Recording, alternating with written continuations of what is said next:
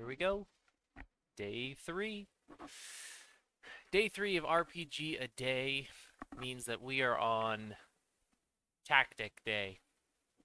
Yesterday was Map Day, and Map Day was interesting because we didn't I didn't really have like a lot to say about maps on their own, just because, you know, they on their own, like out of context maps are not a thing to really talk about in my opinion. They need like the context of a situation.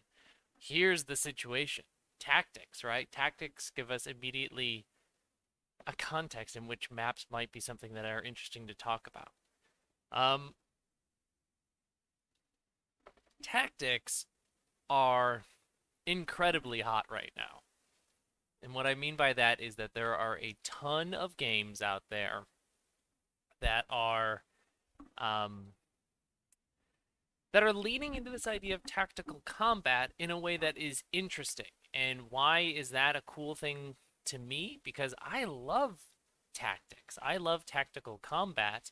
Um, but I don't necessarily love it in RPGs, or I haven't found situations in which I have fallen in love with it. But I cut my teeth before I got into RPGs in wargaming. So it's all about those tactics, right? Can't wait to talk about tacks and ticks. Is giving Clover a treat a tactic? Yeah, it's a solid tactic. It's a really good tactic. And yes, Jake, it's Icon Week. Icon Week is a big reason, and the other big reason is because J Dragon just released In the Time of Monsters, which Jay specifically calls out as a tactical RPG, specifically in like a Norse universe where you're fighting. I'm pretty sure there's like a 1 trillion HP monster in here, the Jormungandr, yeah, the Midgard serpent, 1 trillion HP. This is great. I gotta get this so that I can read it because it just seems so good. Oh, Brandon's here. BLG is here. Wonderful. Glad to have you here. Oh, and Alex has redeemed a treat. Clover, do you want a treat? The fans have called you and you're finally back home. Allow me to give you a treat. No, don't run away from me. Come back.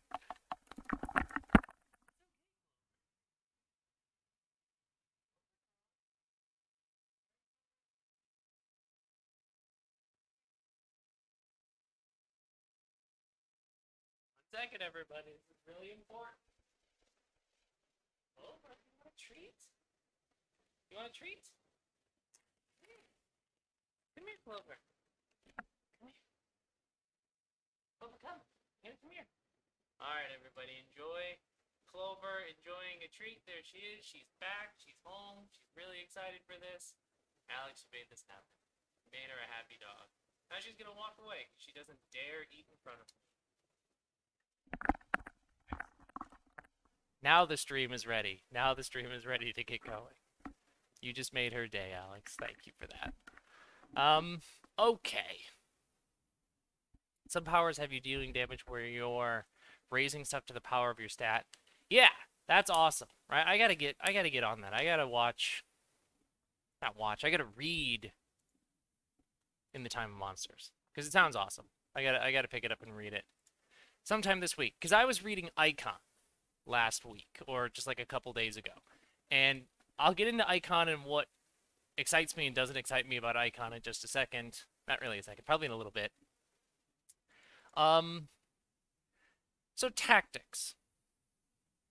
I mean, when you hear the word tactic, I mean, what comes to mind for you? Because for me, again, like I said, I cut my teeth on things like video games and wargaming before I got into role-playing games. Role-playing games wasn't a thing for me until grad school.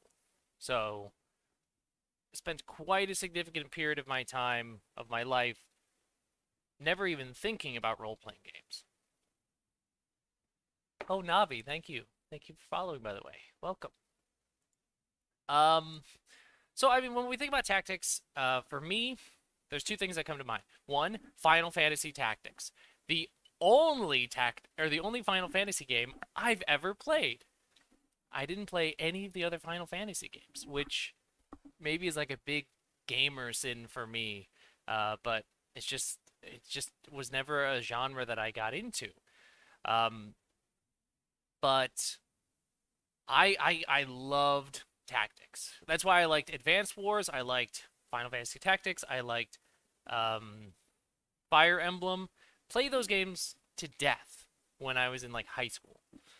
Also in high school, I played a ton of tabletop miniature war games. So I played 40K for a little bit, but before I played 40K, Games Workshop made a Lord of the Rings game. That was the first hit that got me into everything. So I played the Lord of the Rings game. Then my brother and I got into like every game. We played HeroClix, we played like the Star Wars miniatures war game. Like we played them all. Um, and it was all about, you know, some sort of very specific, like either gridded map that you would play on, like in the case of Star Wars or HeroClix, or like some sort of scenic table in the case of things like Lord of the Rings or 40K. So some folks are talking about what they think of when they think of tactics. So Alex says, setting up a situation, especially where every option you give your enemies puts them in a worse spot. That's interesting. That's cool. Jake says, to me, tactics are about tough choices and resource management, which is that's a cool one too. And that's something that I want to talk about when I talk about tactical combat in RPGs and how it might be interesting to me. Oh, you played Mage Knight. I never played Mage Knight. It was one that I think if I had been introduced to it earlier, I would have gotten really into it. But I never played it when I was younger. So, oh, and I played a bunch of Gloomhaven when Gloomhaven came out. Uh, love Gloomhaven. So that's like my board game equivalent. There's others, but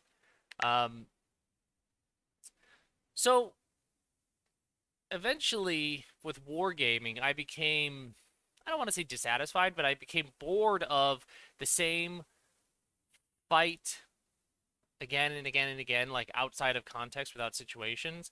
And what I ended up doing in high school that I didn't realize that I was doing is that I started creating RPG elements in our war game. So like we created characters and we followed their arcs and we had like stories and I was creating a lot of extra rules to make that side of things happen, the storytelling side of things happen in our wargaming stuff. So that's sort of like where the transition from wargaming to um, role playing kind of that's where you blur the line between the two. I agree, Alex. Gloomhaven isn't necessarily even a like a tactics game. I agree that it's more of like an optimization sort of game, which is has elements of tactics to it, but um, Gloomhaven was like okay for me. It was okay for me. We didn't finish a campaign of it, but I enjoyed the bit that we did play. So when we think of tactical RPGs, then, so like let's jump to tactical RPGs. What do we think of? I mean, we have to acknowledge the elephant in the room that is fifth edition. But Alex says 4E, which is totally true, right? Like 4E that's the tactical one, right? That's the one that's actually like with powers and like a gridded system and it's all about making like the right choices with the resources that you have. 4E is again one of those games that I never got to play, but I've read enough about that I know for sure that I would love playing it. I just never did, and maybe I will, but I don't know. I'm very busy these days. Um, but we should just acknowledge 5E right now because it's a role-playing game. It's a popular role-playing game. And there's a tactical. Oh yeah, Alex is gonna run a one shot for me. Perfect. There's a tactical element to 5E, and I talked about it just in like one instance on Twitter in which the problem for me with 5E is that it's a combat game, right? It's a game that's about hunting and killing monsters, and anybody who says otherwise is lying to themselves. And it's figuring out the best way to kill monsters so that you get gold and experience to better kill monsters in the future. As you level up, you're getting more options available to you. There's certainly the resource management stuff that we talk about with things like spell slots or actions that recover after short and long rests. So a lot of the stuff that we assume is part of tactics is there, and plus it's on a gridded map, right? It's on a map. Usually that's how people play D&D, though you don't have to play on a gridded map. Um, so a lot of the trappings of what we would expect tactics is there, but there's a lot of problems with D&D, and one of the biggest problems to me is, well, I guess it's kind of two things that are related. One is that because it's a combat game, you treat everything as combat, right? Like all the mechanics are linked up as the same thing. So you use the same core mechanic outside of combat as you do inside of combat, essentially. And like I said on Twitter, it's basically like you got a hammer and you see the whole world as nails. If if you're designed to murder things, you're gonna look at the whole world through that lens. And so that's why people will bend over backwards to try and come up with hacks and things like that for D&D to say like, oh, it can do anything beyond tactical combat. Um, the other thing that so that reminds me of Icon then. Just to talk about Icon for a second. So Icon came out recently. Say one of the designers from Lancer, Abaddon, Tom, released it, and it is what I think is interesting about Icon is that there is rules not a unique, but a set of rules that work for outside of combat stuff, which is essentially it's a Forged in the Dark game. Most of the trappings of Forged in the Dark games, in terms of rolling dice, you have effect and risk, position and effect essentially. You got the concepts of stress and all of that. And then you jump in, and so it's all D6s. Then you jump into combat, and combat is D20s, and it's rolling to try and hit numbers, like the equivalent of like an AC essentially, right? So it's two systems that have been glued together, acknowledging that this one system maybe is better situated for this type of situation. And if you want tactical combat, here it is. And what's interesting about Icon is that they say you can have tactics in your game or you can not have tactics in your game. And it's even laid out in the doc, like, here's how you can do this if you want maybe some more cinematic elements. Here's how you're going to do it if you want truly like tactical grid-based combat. And I think that's really cool for a couple of reasons. One being acknowledging the fact that combat systems inherently should be different than social systems. Your players will feel the difference mechanically between those two stances that they're in, and I think that will actually force them or encourage them to think and behave differently. If they know that they are in a different stance, they're picking up different dice, they will approach situations differently. And I think that is very cool.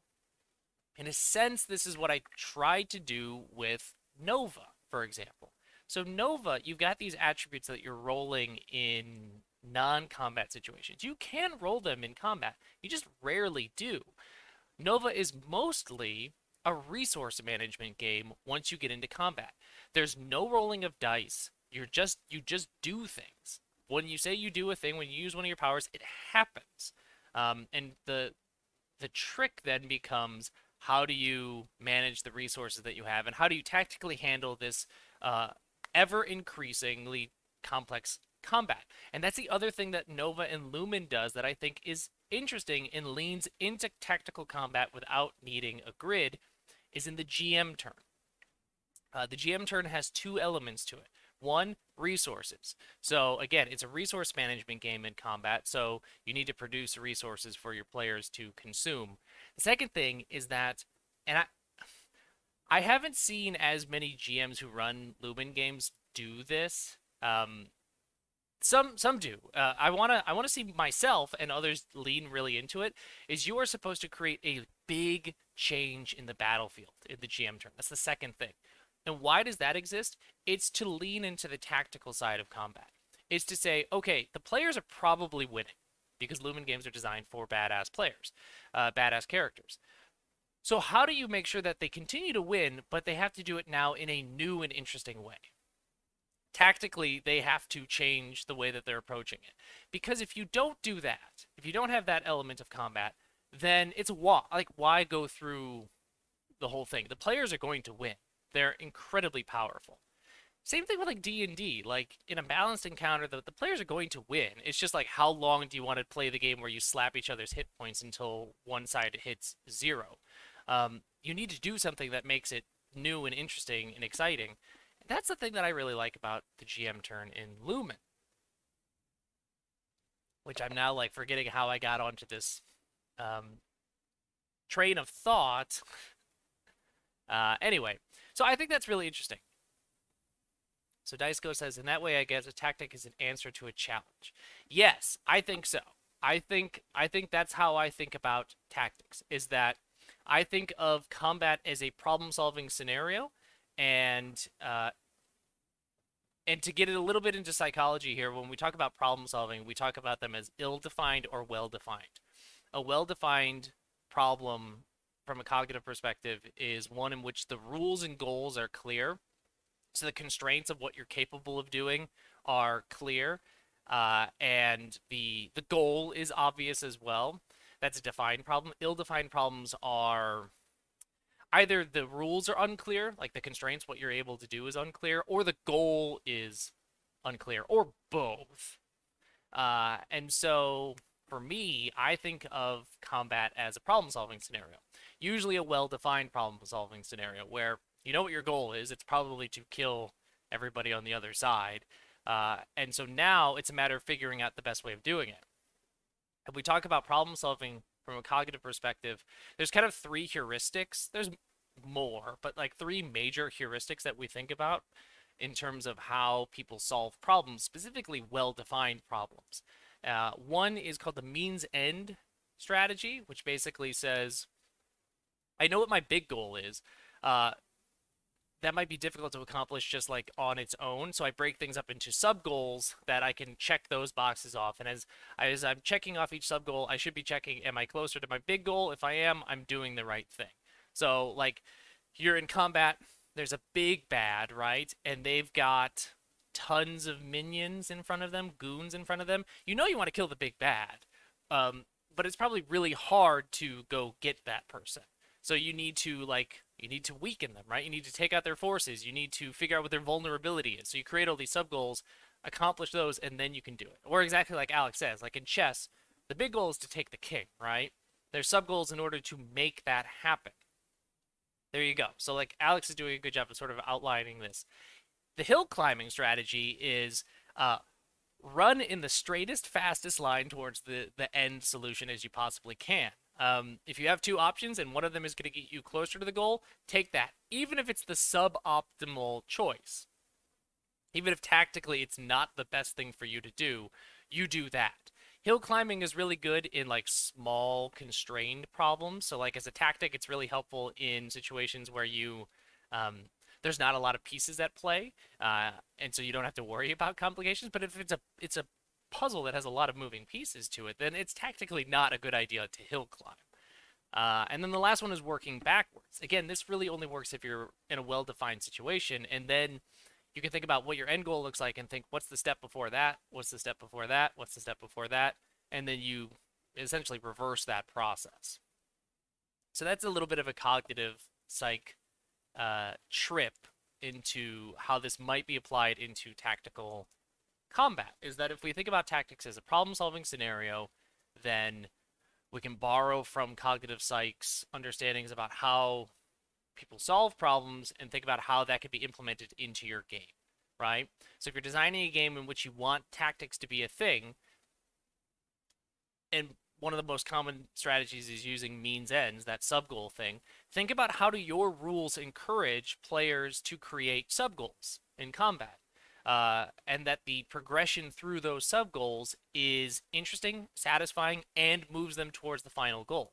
Again, if it's just 2 big bags of hit points slapping each other, then the hill climbing approach is the best thing. Just do the thing that does the most damage and just keep doing that until the thing's dead. But that's not exciting, right? That's not interesting combat. That's not tactical, really. Um, and so, as a psychologist, as a cognitive psychologist, allow me to just encourage those of you who are interested in putting tactical combat into your games, trying to figure out ways to think about this means end problem solving theory. How can you encourage players to have sub goals? Um, in a combat scenario, right? Like create meaningful sub goals in a combat scenario. I don't have that in my games, right? I'm only kind of just thinking about this today and how this is an interesting concept. I think it would be a cool thing to add in some things. So Jake says this is part of why the dragon game is usually terrible. Yeah, I agree, right? Like oftentimes it's not a matter of figuring out too much information about the enemy or needing to take extra steps. It's just about killing them. Alpha striking them as fast as you can. You might have a couple things like legendary resistances or whatever they're called that get in the way a couple of times. But ultimately, you just want to do the stuff that does the most damage and kill the thing, which is like tactically straightforward, but maybe not interesting. So that's why I find 5e boring. The other big reason I find 5e boring from a tactical perspective is that all the characters do the same thing. Everybody rolls a d20, adds a modifier, and compares it against a number, regardless of what your class is. And if you're aware of me as a designer, you know that I created Slayers as a direct opposition to that assumption, where every class in Slayers does something entirely different in combat because you should feel different.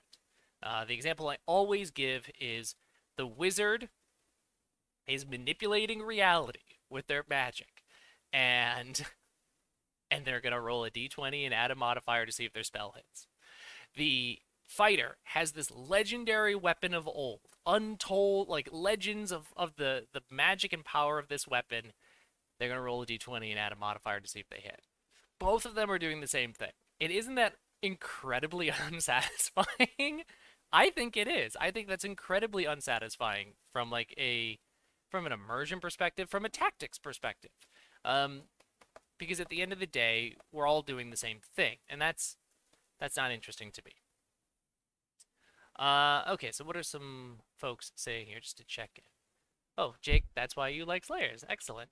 Dice Ghost. It does feel like the challenge being so straightforward in games is the big issue sometimes. Having multiple dimensions for the challenge makes it better. Like in chess, you have pieces that all behave differently. I think that's the big takeaway that we have so far here is that tactics is not necessarily complex. It's just it's not a straight line, right? If it's a straight line between where you are and where you want to be, tactics don't matter, right? Yeah, there needs to be some paths along the way, some different routes that you can take, some better, some worse, and it's the game then becomes and the combat becomes deciphering which of those paths is the right path to take, and then walking down that path because there's probably some obstacles along the way that you're going to have to get past. But if you just have a straight line, then tactics aren't a thing in your combat, really, or they're extremely simplified. Um,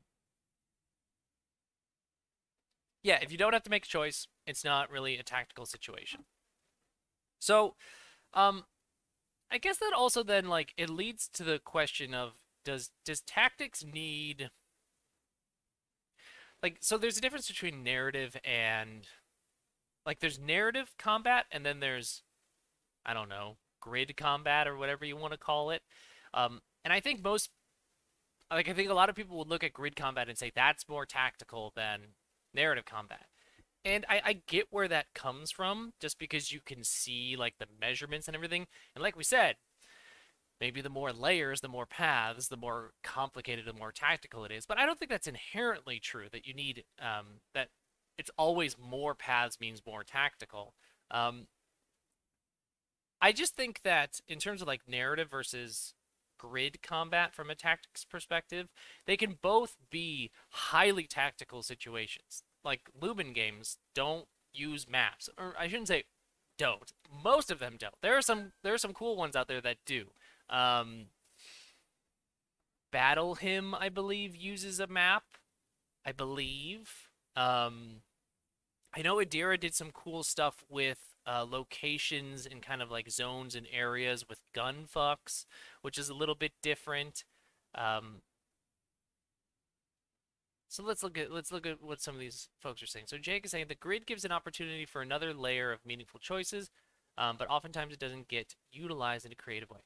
That's interesting. And I think one interesting way that I've seen the grid worked in an interesting way from the stuff that I've read is stuff like 4E. 4E uses the grid in a really interesting way. I think much more so than 5E does. Alex says that Blades is not tactical combat. I agree. I don't think Blades is tactical combat. Um, or it's not highly tactical combat. Again, like we get into the reads here where we say like something is or is not. Like binary decision points like that is tricky because you still need to like ultimately assess like position and effect and how that's all related to like your position and your effect are inherently part of the tactical decision of what you do in Blades. Um, so I just think it's less tactical. Um, God, I wish I could remember who said this on Twitter the other day that I'm really excited about. I'm so sorry that I forgot who said this, but they were talking about sort of an in-between space between grid combat and then like like the abstracted ranges. We talked about it at the maps video yesterday of like close, near, far, etc. Um, they were talking about zones and paths as a cool way of representing positioning on a in an area. So where you just define some zones and define the paths between those zones. Um, God, I really wish I could remember who said that because it was so cool. It was so cool. Um, it's gonna haunt me now that I don't remember who said that. I'll see if I can find it later and like highlight it on Twitter because I thought it was really cool. So it sits as like a nice in between these abstracted ranges and everything like that, and then because the abstracted ranges honestly don't work well in my opinion. We talked about this yesterday with maps. Like I don't think that kind of map works very well. I think it fails a lot of situations. Uh, but having this cool zones and paths thing, that's good tech. That's tech that I'm really interested in. So the other stuff that I wanted to talk about in terms of tactics is like what situations make tactical combat feel good and what situations make it feel not good.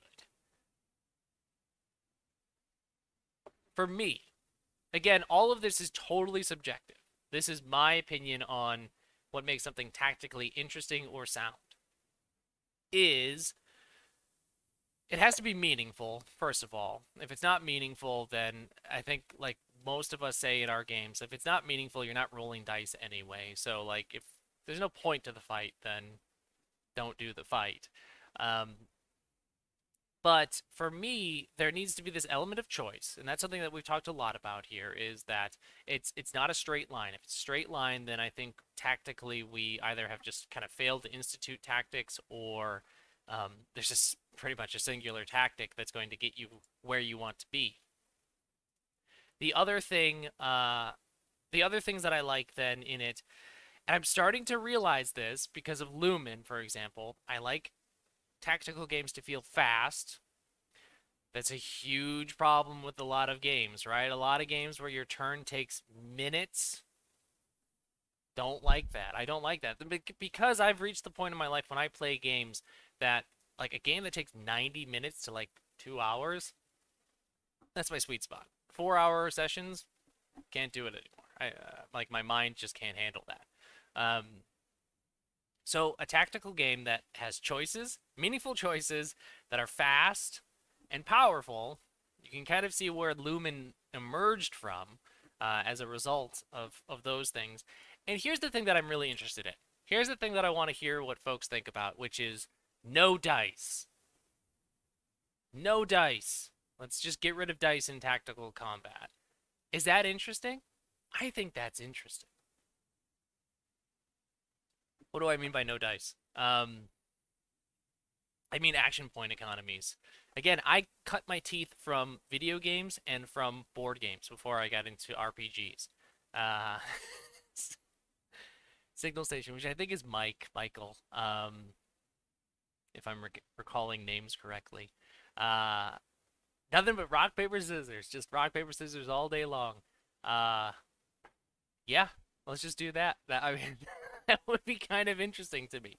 And so Dice Ghost mentioned something that I was asking about earlier on Twitter, which is uh, BOB games, belonging outside belonging, or like no dice, no master games, the token-based games. I'm not aware of personally because it's a void in my RPG knowledge. Many token-based games that have like combat as a major element in the game.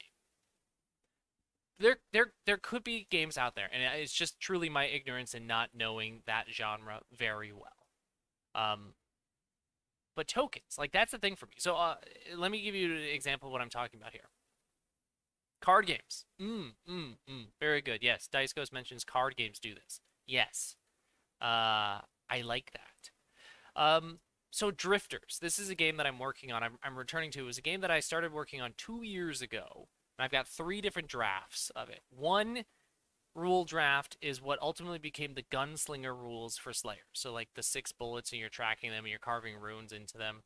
The other one was using like the usage rules from like OSR games, where if you roll the thing, your ammo die goes bigger, but all the guns have different size ammo and they do different things. And the last one was 4+ hit. It was what became Slayer's core rule. And they're all fine. But like ultimately the game is going to be somewhat about like tactical combat of these gunslingers in these horrible haunted situations. And I was thinking, because I like Nova like essentially very few rolls in combat itself, could I just not roll? Could we just not roll dice for combat and just say things happen? Because I think rolling dice and having something miss sucks. I think that sucks. I think that's not fun at all. That's why D&D is not interesting to me as like a combat scenario, combat simulator. Because you either roll and you hit or you don't hit. And like that's you're supposed to be these like extremely well-trained individuals with like amazing equipment and you just don't hit. It feels that feels fantastical. That feels more fantastical than the setting of the game itself. 4E has miss effects. Oh, see, I gotta read 4E just to see if it's got a lot of the juice that I'm interested in.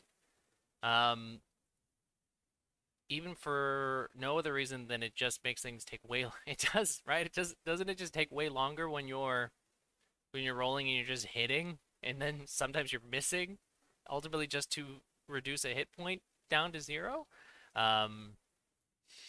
Drake and Dice is here. Sean is here. The Drakes are here. Everybody behave yourself. Wonderful. Wonderful. Okay, so do folks have interesting ideas or like examples of games that have combat that you just don't roll dice? Things just happen. I think that's what I want to do with Drifters, for example. And going back to the concept of tactics, can that be tactically interesting? Because again, we talked about how tactics is about paths. It's about creating branching paths that ultimately take you from point A to point B, and you're figuring out which path is the best path for you to walk, slash fight your way through. And MV, what did you miss? You missed 30 minutes of this, so I cannot, I cannot summarize. There's a lot. We talked a lot about tactics. Alex says 13th Age has damage on a miss and an escalation die. Oh, that's interesting.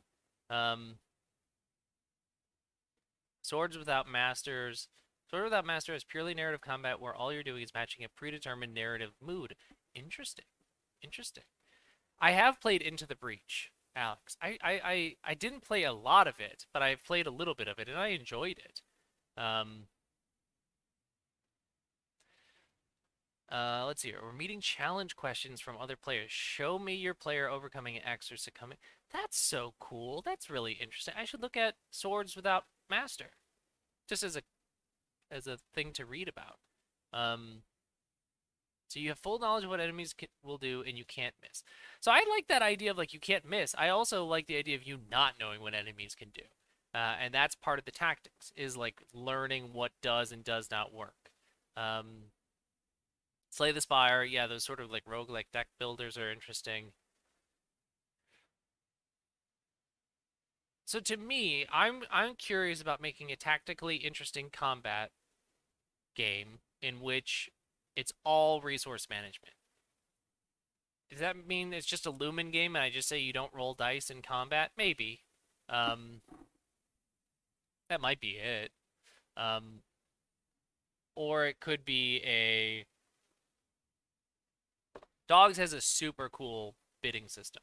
The bidding system in Dogs is really interesting from a uh, thing. No, that yeah, that's true. That's very cool.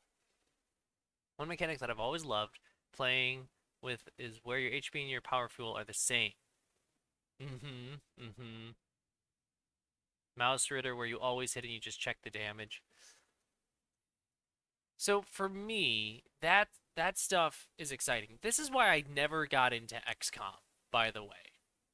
XCOM personally was kind of fun, but like I don't like percentage to hit. I don't like that. I just like hitting. um I just like knowing that this is going to be the outcome of our exchange of damage against one another, or this is just going to be what happens. And I'm figuring out the best way to use the tools and powers available to me to do that. Have I played Tenderfoot Tactics? I have not. It's like a good XCOM. I just don't like output randomness. So yeah, that's the other thing. Is like maybe like dice for hitting and stuff like that is interesting, but I think dice for damage is just truly a crime. I think dice for damage, variable damage, is a crime against tactically interesting combat. Because you just like your big badass sword, which has a D12 and the damage that it does just does one damage because fate determined that's how much damage you did. That sucks. That sucks even worse than just missing outright. Yeah, so I am leaning into this like no dice, no masters, spend a token, do cool stuff thing. Basically, I'm leaning into like my board game origins, which is action point economies. Like you have, I think Icon has some of this. I don't really remember. I didn't read Icon in completely because it's so long. Um, but like certain actions have point costs to them. Some things you can do for free. Some things cost like 1, 2, 3 action points, and on your turn you can spend X number of points, and then you have to regain those resources. I think that's a big part of it too. That's interesting to me is regaining those resources.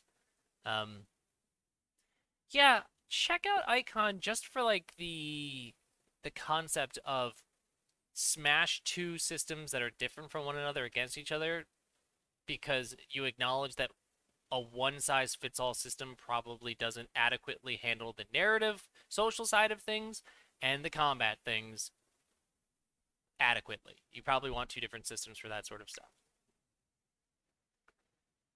I think there could be a nice system of earning tokens. They could then be used and combined in different ways. Yeah. I was thinking about that earlier, Dice Ghost, of like you like in drifters everybody starts with 6 tokens as your 6 bullets or whatever, and then you can like get more of them based off of stuff that you're doing outside of combat so that you can come in with more bullets essentially. um and then like you could lead into like Witcher stuff with that, right? Couldn't you lead into Witcher? And Witcher is a tactical game.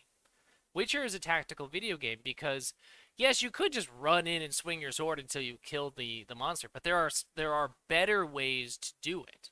You research the monster, you figure out what its weaknesses are, you put on the right oils on the right swords, and you do all the right things. Tactically, you've accomplished those sub goals so that you jump to the last thing, the end goal, and you succeed much more easily. Um, So that would be interesting to me. And that would be interesting to me to see something like that and have it not be tied to dice rolling. To to not say that it just means like you have a bigger dice pool or whatever, but just like you just start doing stuff. Because you might have picked up in my games, you're always a very capable character. Like I think in all of my games, you're just you're very powerful people. Uh, Psychologically, that must say something about me, but I'm not a shrink. What would I know? Okay. I was gonna say like what is it? Well, like when does tactics not interesting to me? But I think we've kind of already talked about that. Like for me, it's when it's slow, when choice is there's like no meaningful choice involved. To me, honestly, it's kind of like when dice are involved, or that's the direction that I'm leaning these days. And yeah, I think we really hit. It was a long time ago in chat, but we hit into this idea about tactics being about Dice Ghost mentioned it a long time ago, and I think this is the thesis of the chat and of the talk, which is tactic is an answer to a challenge, and that then makes me think about problem solving from a cognitive perspective, the strategies that we use on that, and how we can bring that into our games. So here's my takeaway message, because at this point I'm kind of just rambling and saying the same stuff again and again. If you want tactical combat in your games, I encourage you, I challenge you to create scenarios in which you can have a sub-goal system in your combat. Because I think that might be one of the most interesting ways of capturing this. The big goal is to win the combat, but make meaningful sub-goals that the players have to either discover, or they already know what they are, and overcome in order to reach the end goal. Don't let them hill climb. Don't let them sprint to the end. Don't make it just slapping the hit points out of each other until one side is dead. Bring in the sub-goal stuff. I think that makes tactics interesting. That's what Lumen's GM turn is for. Change the combat in a big, meaningful way so that the sparks, beacons, what have you, have to play by different rules, that they have to change the way that they do things. Let's see here. My biggest problem in designing is that I don't like rolling dice, and it seems like players really do.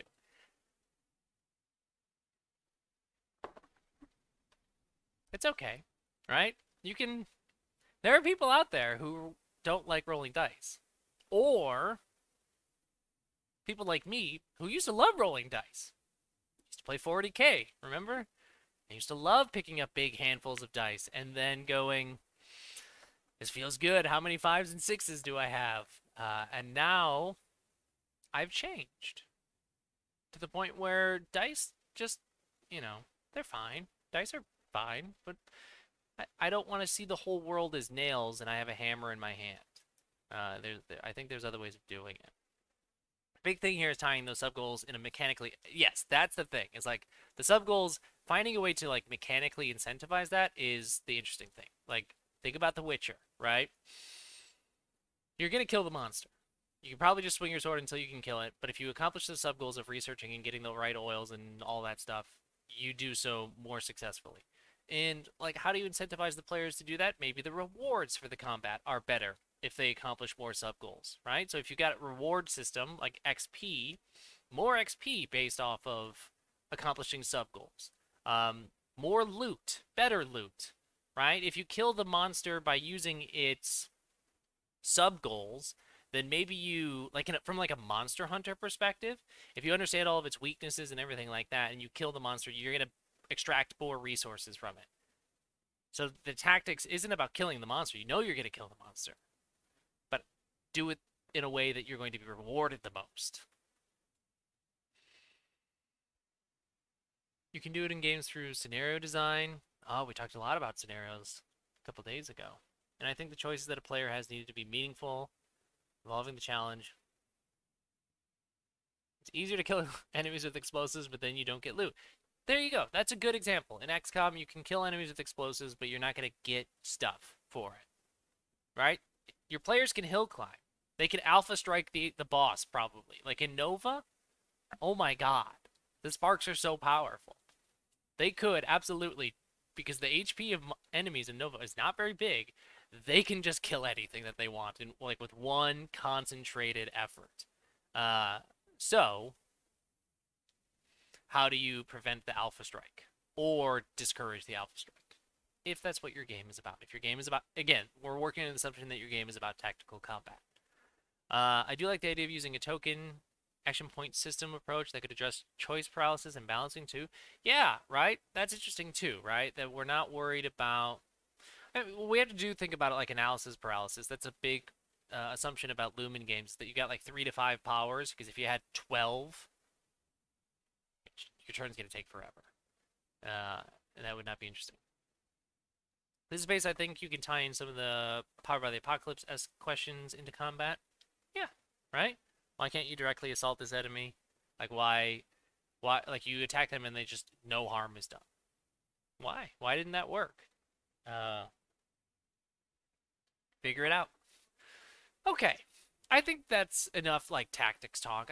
That gets at the heart and soul of the stuff that I'm interested in. From a tactical perspective in RPGs. I'm going to go download In the Time of Monsters by Jay Dragon, and I'm going to read this because Jay's a phenomenal designer, and I want to play. I want to read this. I think this is gonna be really interesting. So, and I want to go kill a 1 trillion HP Midgard serpent. Signal station. For every token spent, you don't have to answer one of the following questions. How did the enemy damage you? Who else is in... That's... that's cool tech. That's very cool tech. For every token spent, you don't have to answer one of the following questions. How did the enemy damage you? Who else is endangered by your action? Etc. That's a cool idea. So you spend more to mitigate things. That's cool tech. And then now we're wrapping up tactics into narrative. And I think that's interesting. I think that's a goal for us. It's a goal for me, at least. All right, wonderful, everyone. This was super interesting, super fun. I'm so glad you all were able to come and chat tactics with me. What do we got coming up? Weapons. We got thoughts about weapons. You heard a little bit about them. Throne. I don't know what the hell we're gonna talk about, but I have ideas about the other stuff. So, we're going to keep doing these every day until I either forget or burn out on it. But this has been sort of like a fun, ongoing design philosophy thing. So thanks, everybody, for coming and chatting about tactics. I'm going to head on out, but have yourselves a wonderful morning, afternoon, evening, wherever it is you are. And I will talk to you all hopefully tomorrow, where we'll talk about weapons. Have a good one.